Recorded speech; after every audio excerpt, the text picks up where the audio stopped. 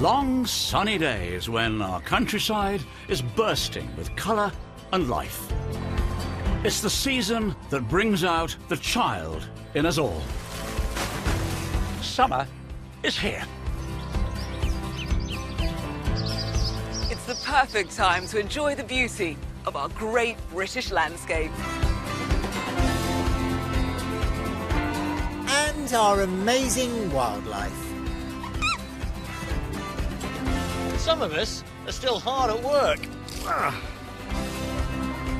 But whatever you're doing, and whatever the weather, our island is at its very best. All week we're travelling the length and breadth of the UK, bringing the very best seasonal stories that matter to you.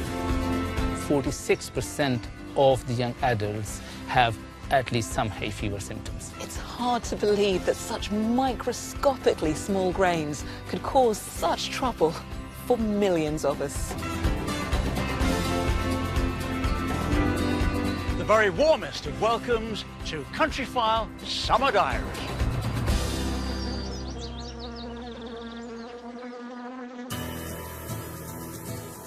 And here's what's coming up on the programme today. If you're an urban dweller, pause discovering how you can keep city bees. My initial response was, this is absolutely barking, it's a silly idea. I can't believe that is so good. And it comes from the rooftop here. Keely discovers the dramatic rescue of a stranded dolphin clinging to life. We realised quite soon after the tide had come in that we actually didn't have very long at all. She needed to swim, and she needed to swim now. And I'll be finding out how going back to the pub offer a solution for the future.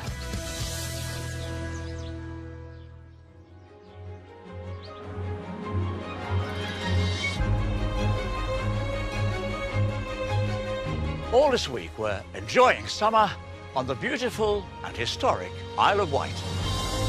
The island broke free from mainland Britain after the Ice Age, which helped form its stunning rugged coastline, its picturesque hills and slopes, and created a haven for fauna and flora. The island's had its fair share of visitors too over the millennia, including the Romans, the Anglo-Saxons, and in the 12th century, a small group of Benedictine monks who built Quor Abbey. You can see its ruins over there. There's a new abbey built behind it, and a community of monks is still working and worshipping here today. This amazing ancient oak tree grew amidst the monks' original infirmary building. And more recent visitors have also made their mark on the island and on our national taste buds. Margarita is now following her nose in pursuit of a whiffy yet intriguing tale from the Second World War.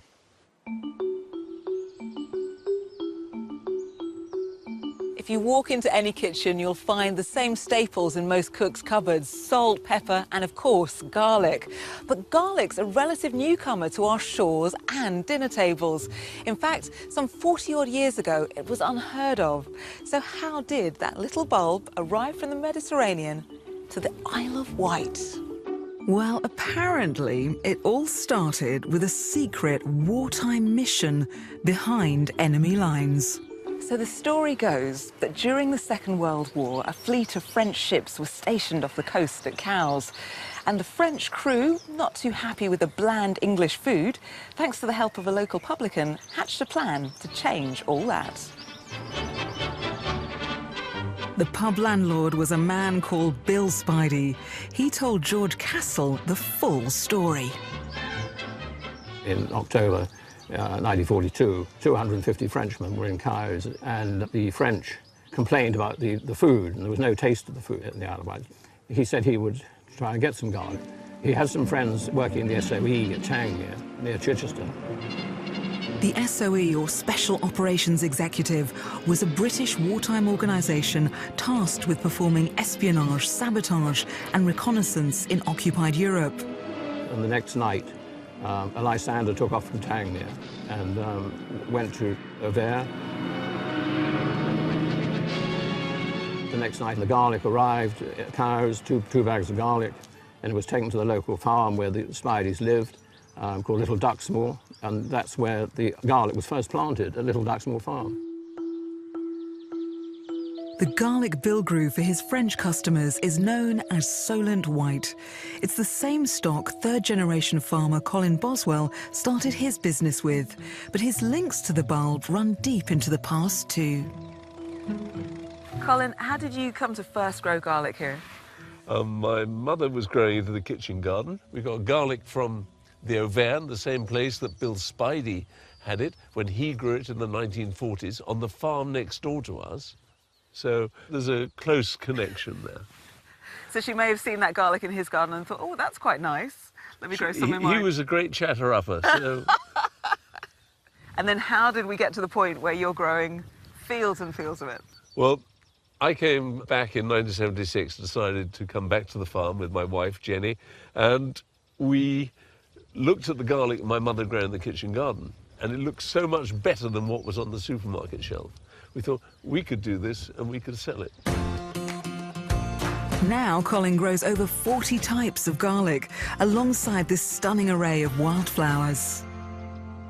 We've got a selection of garlic from all over the world. We've got garlic from Irkutsk in Siberia. We've got garlic from southwest France. We've got Bill Spidey's garlic from the Auvergne and from eastern Turkey on the Syria-Iraq border. We have got Tun Chelianum, the original garlic. And that is really interesting because it still grows in the wild, which all other garlics don't. Colin, I'd like a little bit of garlic for lunch. What would you recommend I try? Well, currently I recommend this one. This has been raised in France, but is actually of Chinese origin. And it's ready 5 weeks before any other garlic. First garlic of the season. First garlic of the season. I can't. So I'm off to meet Colin's daughter, Natasha. While her father is passionate about growing garlic, she's an expert on cooking with it. Hi, Natasha. Hello. Brought these in for you. I had no idea there were so many different types of garlic. And do they all taste the same? Absolutely. Extraordinary heat that you get when you chew raw garlic. Some of them have a more rounded and sweeter flavour. Would you like to try some? Yeah, it's great, seeing as I saw it come out of the ground with my own eyes. This is straight out of the field, so it's green garlic, so it's not completely dried yet. This variety will get slightly stronger as it dries. So... Oh my goodness. Here you go. Okay. So, here we go. Oh, I can, on my tongue straight away, I can feel it. Wow. Woo, woo. It's like fireworks. Thanks Well, for you're very warning. brave. Woo. Oh my goodness. It really is strong. Well, you wouldn't need much of that if you were cooking, would you? Precisely. So if you're making, for example, bruschetta or something where you want to have the strength of the raw garlic, that would be an excellent variety to try. If I needed, I can understand. Your eyes are watering, I'm so sorry. Literally. Let me not put the garlic up to my eyes. I can feel it still in my mouth, Colin. And I can almost feel it on the insides as well. I will be doing you a lot of good. Not only is garlic full of flavour, it's packed with health benefits, from lowering cholesterol and blood pressure to preventing colds, boosting our immune system, and could even protect us against some cancers. What the World Health Organization recommends is 1 clove of garlic per day, and the best way to get the health benefits is to eat it raw. The sulphur compounds in garlic that are so good for our health are also great for our gardens by keeping bugs like greenfly away. So, time to find out how to grow it. We break a clove off like that, and we could start it in a pot like this. Any particular soil that the garlic likes? Just a general compost. And do you take the skin off first? No, don't take the skin off. The skin is there to protect it. There's the growing top there, root there, point there, push it in. There's a good inch of soil over the top of it. Press it down tight, water it, and keep it watered. Once the plant is about that high, there'll be a mass of roots. The roots will be really going like crazy. take it out of this pot and put it into a bigger pot. Even better, plant it in the soil so it can grow naturally. But if you haven't got that available, then the bigger the pot that you put it in, the better the garlic crop that you'll get. Once you've potted, then where do you leave it? It could be on any space that you've got, preferably outside. Garlic needs cold for its chemistry to work. And how long before I'd get my first harvest? Well, let's say that you plant it in October, November. If it's extra early white, you'll harvest that at the end of May. You'll have your own bountiful harvest of garlic. Well, I've definitely had my eyes and taste buds open to a world of garlic I never knew existed. And I'm certainly looking forward to cooking up a storm after I've harvested my first crop. Is Scotland, and last summer saw a dramatic dolphin rescue in the Moray Firth. Keeley now investigates.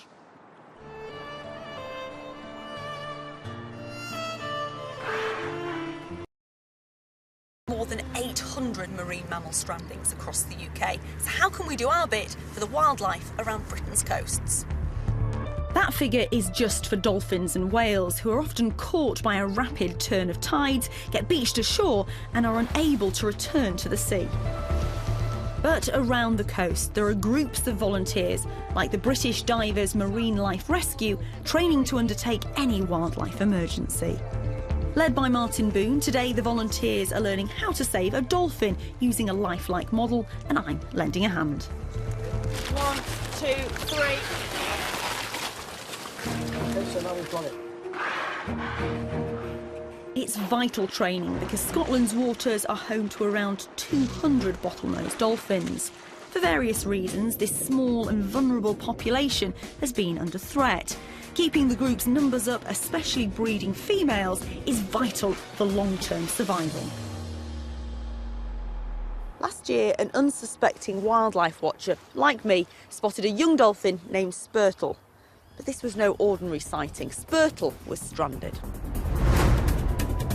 Somehow, Spurtle was stuck on tidal mudflats about 3 miles from the sea at low tide. By the time she was spotted, she'd been out of the water for at least 14 hours and was in a critical condition.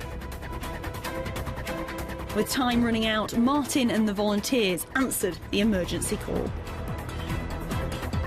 What we think possibly happened is at the time of year, a lot of the juvenile males get a bit boisterous and they start playing this, and maybe thought, well, I'll just come in here out of the way. And because of the geographics of Nig Bay, it empties really, really quick and it's really shallow. And it could be that she just got caught out. Every moment out of the water was putting Spurtle's life in greater danger. The lead vet involved in the desperate attempt to save her life was Andrew Brownlow. So why is it such a problem if they are out of the water for that long? Because they can breathe out of the water, can't they? Yeah, of course. I mean, they're mammals. They've evolved to need the water to supply buoyancy. So if you take that away from them, then they can no longer support their own weight. So when they're lying on their side, their muscles can become sort of crushed by their own body weight, and their skin cannot support to the wind and the sun. As soon as they get out of the water, the skin begins to dry out, it begins to crack and it begins to blister. Animals without fur, feathers or scales are prone to sunburn and blisters, with whales and dolphins particularly vulnerable. Infections which follow are common and often deadly. So what kind of a state was she in when you arrived then? You could tell from her respiratory rate that she was quite distressed. My job is to sort of assess the animal and see whether or not it's possible to get them back out to sea, whether or not the processes of them stranding has caused so much damage that you actually have to put them down, to put them to sleep. Andrew decided to try and save Spurtle, but there was a problem. The next high tide wouldn't hit till 4 a.m. the following morning. They would have to stay with her to make sure she survived the night.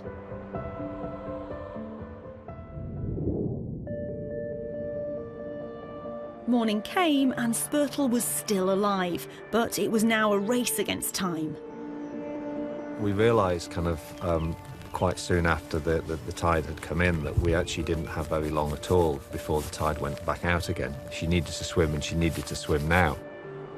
If Andrew didn't think Spurtle could survive back at sea, he'd have to make a tough call and end the rescue attempt. It was... I held her in my hands and my arms and pushed her a couple of times to try and encourage her to swim. And the first couple, it didn't go so well. And then on the third time, gave her a big push, and that was it. She remembered how to swim. She started really powering through the water. What a moment! And it was the most amazing thing that I've seen during the refloat. She just took off. Although Spurtle had found strength to swim, there was no guarantee she'd recover from her injuries once back at sea. Unfortunately, most dolphins that are stranded don't end up back in the water. Spurtle was lucky she had a dedicated team on hand to refloat her, but with such extensive sunburn and potentially other injuries, would she survive?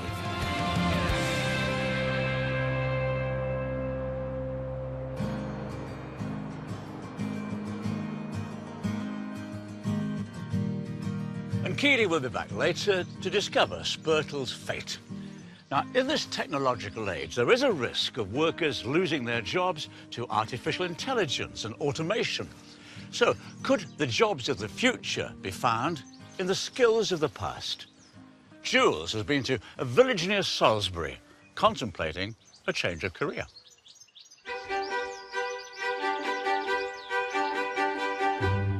The world over, people's vision of the English countryside is one of chocolate box villages full of pretty cottages topped by straw and reed. And each and every one of those thatched roofs has been skillfully crafted in time-honoured tradition. Now, as a roofing material, thatch has long since fallen out of fashion, but of course it is the original eco-friendly option. So as a self-confessed nut when it comes to historic buildings, I can't wait to get a history lesson in a technique that really does go back as far as the Iron Age. Teaching me the tricks of the trade is Adam Nash. As a master thatcher for 12 years, he's a dab hand with a bundle of straw, known in the trade as a yelm. Hello, mate. Nice to see you. Talk me through how you make a yelm then, the ridge. So what we're doing is we're just topping and tailing so that when it is snapped over the ridge, it feathers down so we haven't got a big thick lump at either end. I've got it. So you're balancing it out. Yeah, yeah. We're just trying to equal it all out. Here's one I made earlier. And so what's going to happen is we're going to, in effect, they're broken over the ridge like that. Yeah. And that then helps seal the roof at the end of the job and keep it watertight when we start to ridge it. Adam makes 100 yelms a day, and to thatch a typical cottage, he'll carry around 4 to 6 tons of straw up to the roof. You had a career as an army officer, didn't you? What gave you the idea to go from army to thatcher? I didn't want to sit behind a desk. I wanted to be outdoors. I wanted to be fairly fit, and I considered dry stone walling. I considered being a blacksmith. I just wanted to be able to say, well, I did that. Yeah. And to see the results of your work, it's very rewarding. So how did you make the transition from army officer to thatcher? I went and found a master thatcher, and he was kind enough to indulge me. I said to him, look, is there any way you would be prepared to take me on and train me in an apprenticeship process? Over that time, he taught me to thatch. Well, look, talking of apprentices, you've got me for today. So what's next? Well, if we were up on the roof, we'd be twisting spars, and we use these. They're made of hazel, and they haven't changed in 250 years. So what we do is we twist them like that, and that becomes a staple. You made that look so easy. How did you do that? Just twist it. Just twist it. Right, so put your hands together. Yep. Close together. Yep. They seem more machine than man. It's all by hand. So all you're doing is twisting and then bending. There you go. Like that? Yeah. So when they go into the straw, they spring and they open up and they hold. So if I wouldn't normally put it into here, but if I put that into there now, yeah, that is difficult to pull out. And of course it is greenwood, so as it dries, it's going to get really tough, isn't it? Yes. You can take these out of a roof 20 years later and they've still got spring in them. With over 60,000 thatched houses across the country, thatching is a skill that's still in demand. But it is just one of many heritage crafts under threat of being lost. Well, keeping these skills alive takes people who not only are prepared to pass those skills on, but of course people who are prepared to learn them. But I can tell you, twisting hazel...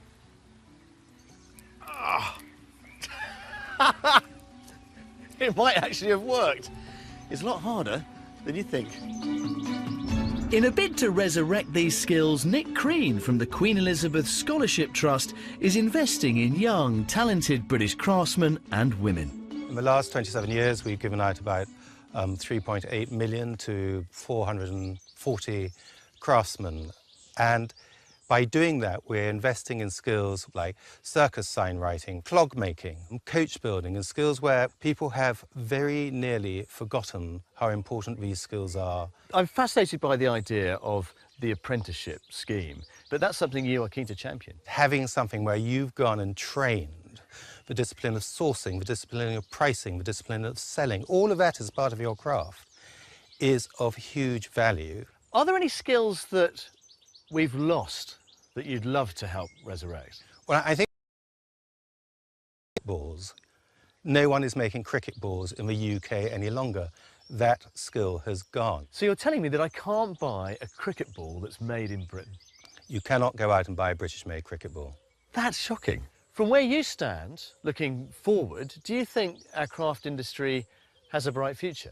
I think craft is having the most fantastic future. It's been elevated to where it should be, which is on par with art. So I think it's a wonderful time to be part of that craft movement, adding to that continuum which we've had in this country for hundreds, if not thousands of years, which has shaped the national character of the country and helped shape the people within it.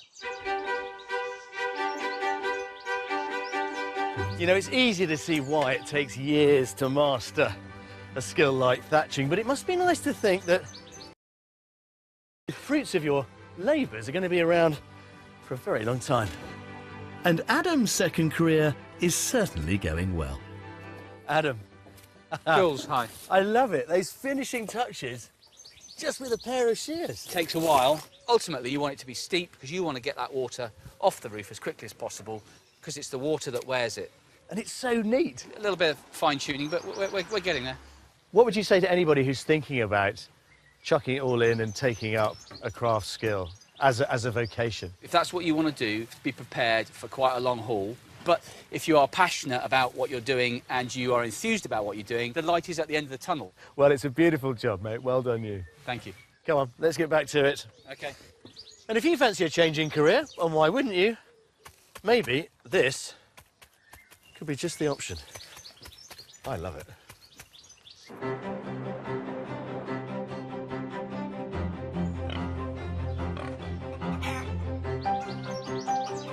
Here on the Isle of Wight, Quor Abbey has its own small holding. It's got pigs and enough fruit and veg is produced to feed the monks and to sell at the Abbey shop.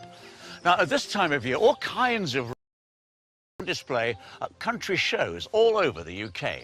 And here's our Countryfile guide to some of the best.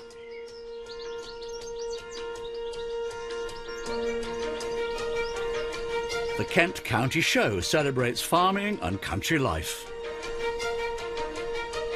with champion breeds, traditional skills and crowd-pleasing displays.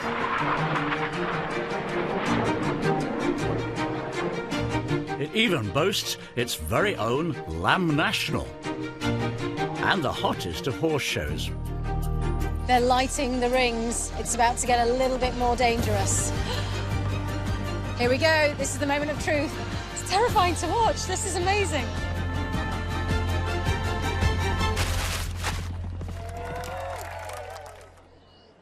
If you head out west, the Cotswolds Show at Cirencester Park offers a perfect family day out with fun activities to try. And a mouth-watering food hall to tickle your taste buds. And here's a very local loaf, a Painswick loaf. This one I created with a hint of Earl Grey tea. But there are many shows that offer an alternative to food and produce. Every summer for the past 45 years, things have got hot and steamy in Blandford Forum.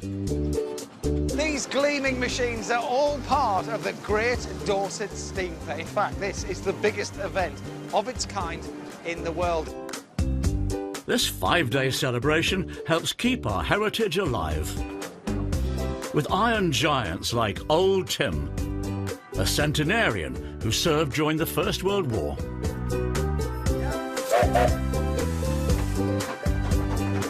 Well, I hope that little taster inspires you to find out about country shows in your local area.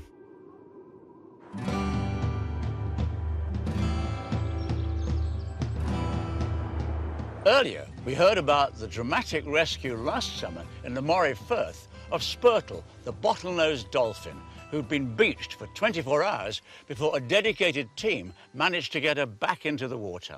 But with life-threatening sunburn and maybe other injuries too, what was to become of her? Keeley has been finding out.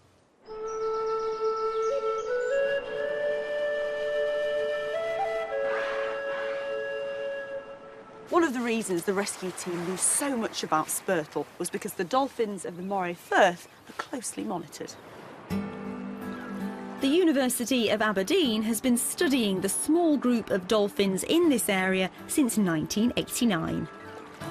Barbara Cheney heads up their dolphin identification. Spurtle's fate, it's her. Barbara, you know the dolphins in this area better than anyone. How is Spurtle? Did she survive? It's a dolphin we see quite a lot. We know her quite well. We've seen her since she was born. When we hadn't seen her for 2 months after the stranding, we just thought she hadn't made it. So we were very pleasantly surprised when we saw her and she was still alive. But then, of course, we saw the sunburn wound and then we're quite concerned about that. And actually, we really didn't think she was going to make it at all. And you can see the whole side of the skin is missing there, and you can see how the really wound bad, isn't it? Yeah. The burns. And then, although she was with other dolphins when we saw her, she didn't seem to stay with the group. She was always on the outskirts of the group. Dolphins are very social animals and they're very physical with each other. They rub up and down against each other sides to keep those kind of social bonds. And we wondered if she was deliberately staying away from the other dolphins so that they wouldn't rub up against the wound on her side. It'd be quite sore to rub up against with that, wouldn't You it? would imagine that, yes, definitely. Yeah. And how often do you spot her? So actually last week was the first time we'd seen her. Oh, really? Yeah, since 2016. It looks so much better now than it did last year. So this is Spurtle when we saw her last week. Oh, that must be a relief to see her progress. Yeah, actually it was a little surprise. We weren't sure if she would survive the winter. So the difference between just a couple of months afterwards and now is amazing, isn't it? And how's she behaving now? Is she back to normal? Yeah, I would say so. She was in a middle of quite a big group of animals, and yeah, she was actually, we even saw her leaping out of the water. It's great to hear that Spurtle's come on leaps and bounds, and she's back mixing with the other dolphins too, a few of whom are making an appearance today. Is this a good spot to see the dolphins from then? I would say definitely the best spot in the UK, if not the world, actually. Really? Yeah, although I'm a little biased, obviously. I might not have seen Spurtle today, but I'm just happy she's out there alive and well and doing what dolphins do best. If you'd like to join a dedicated team of volunteers like this one and get involved in marine wildlife rescues in your area, contact the British Divers Marine Life Rescue to find out how. And you too could help out whales and dolphins like Spurtle this summer.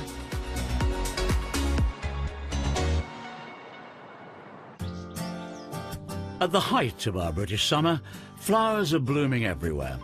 And in the last few years, British-grown blooms have become increasingly popular in the cut flower market.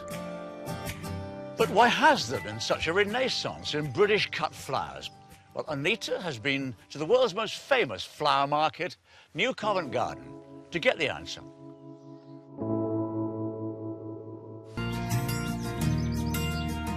Here at the Abbey, the monks have been as busy as bees, making their own honey for 40 years. And last year, Paul and his wife Charlotte embarked on their very own beekeeping adventure at their small holding in Wiltshire. It's been a learning curve, but this summer, Paul's finding out how you too can keep bees on even the smallest patch of land.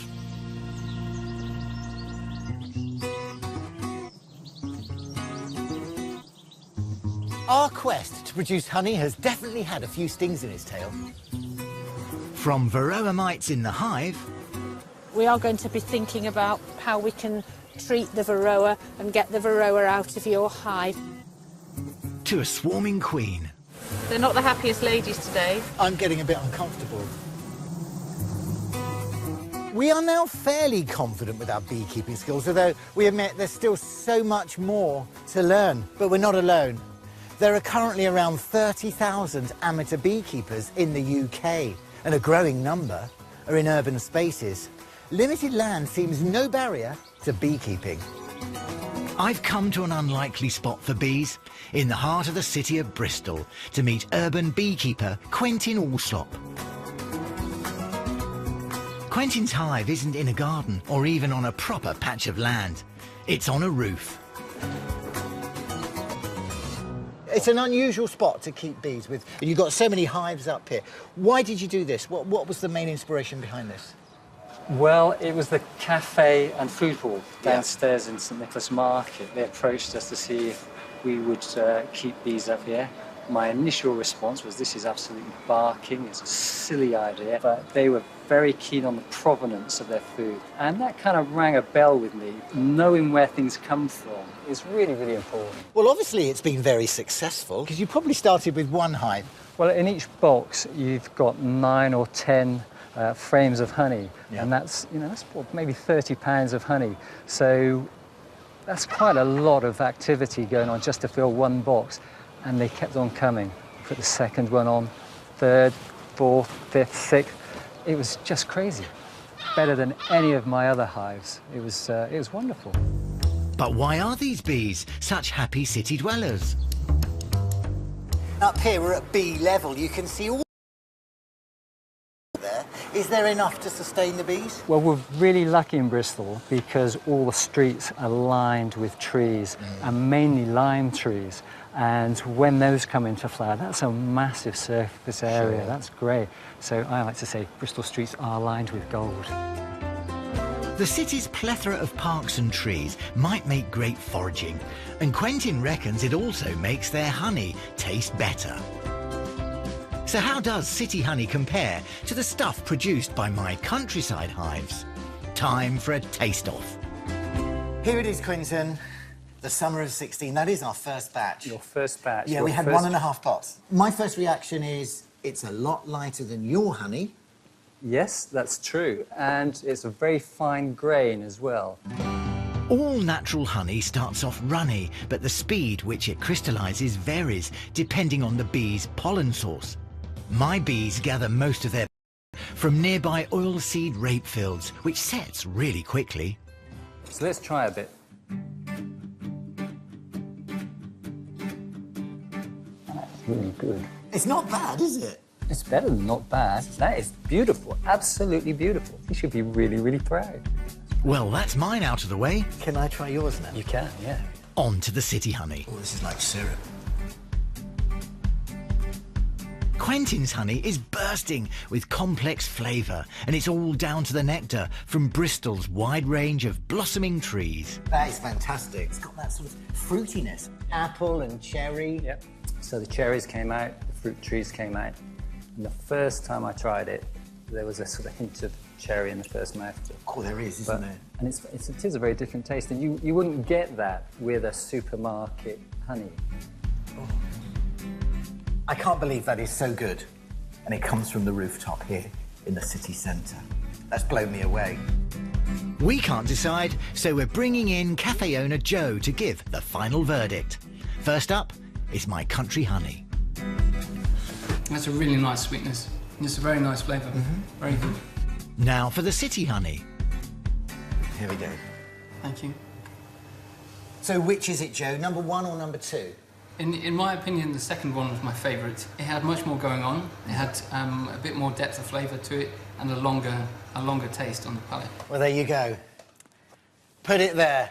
You're the winner. Thank you. Those urban bees are definitely doing something right. A worthy winner. A city centre rooftop is an unusual spot to keep bees, but there are easier to reach places where you can set up a hive, even if you don't have a garden. Retired couple Penny and David chose this local allotment, but their motivation wasn't honey, and Penny wasn't initially keen. Nice to meet you. Oh, nice to meet you. This is brilliant, absolutely brilliant. So, who fell in love with beekeeping first? It was me to start with, because I was on the allotment one day and thought, there aren't any bees. there's nothing pollinating my fruit and veg. Yeah. And so I thought, I investigated the idea of keeping bees, then bought my first hive, and in May 2016 was lucky enough to get my bees. So May was the first introduction to beekeeping for you? Yes. Up until that point, I just thought they're going to be a lot of time, a lot of money, and probably a real nuisance to look after. And now you're the one that's totally in love with them. I know. How did that happen? Yes. I'm sure you'd name them all if you could. But you both grow your own fruit and veg. This is your plot here, and I can see the strawberries are out, the raspberries, loganberries, your peas, everything. It's looking so good. And our plot holders next door are just commenting on what a fantastic strawberry crop they've got this year, and they're sure it's thanks to the bees that have been pollinating it. They're pollinating everything. Yep. Wow. Yeah, the bees are doing a fantastic job. And what about honey? Any plans to get some honey? If there's a great big surplus this year, we may have some honey, but that's not the reason we got the bees. No, it's just to pollinate the veg. Yes, indeed. We left all the honey for the bees to keep them through the winter, and we were really glad we did. Yeah. And to be honest, we would be happy to do the same thing next year. If you're thinking of keeping bees in a small space in the city, go for it. But be sure it's the right thing for you. Get hands-on training. Consult your neighbours, and if you do decide to take the plunge and start a hive of your own, get yourself an experienced mentor who can advise you every step of the way. Would you encourage more people to keep bees? I definitely would, but only if they've thought about it and they know that bees are needed in that area. Then it's fantastic. So, whether you live in the city or the countryside, no matter how large or small your patch of land is, or indeed if you don't have a garden at all, you can still produce your own honey. And believe me, nothing tastes better.